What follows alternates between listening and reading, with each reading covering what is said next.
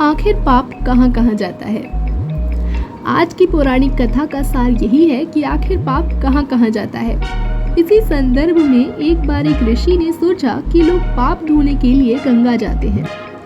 ऐसे में सारे पाप गंगा में ही समा जाते हैं। इस तरह तो गंगा भी पापी होनी चाहिए। उस ऋषि ने यह जानने के लिए कि आखिर पाप जाते कहाँ हैं, तपस्या की।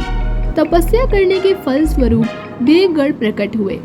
तब ऋषि ने उनसे पूछा कि गंगा में जो पाप धोया जाता है वह कहाँ जाता है।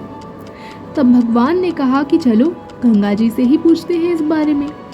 ऋषि और भगवान दोनों ने ही गंगा जी से पूछा कि हे गंगे, सब लोग तुम्हारे यहाँ पाप धोते हैं, तो इसका मतलब क्या आप भी पापी हुई?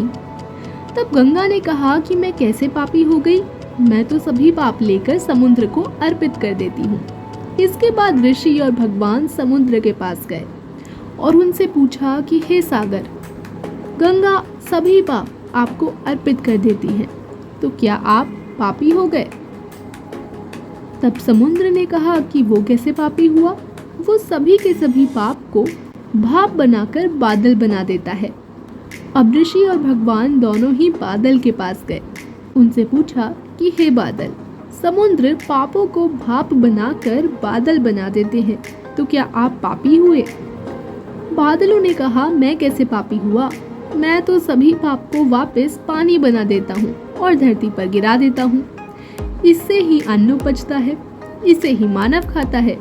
इस अन्न में जो अन्न जिस मानसिक स्थिति से उगाया जाता है और जिस वृत्ति से प्राप्त किया जाता है और जिस मानसिक अवस्था में खाया जाता है, उसी के आधार पर मानव की मानसिकता बनती है।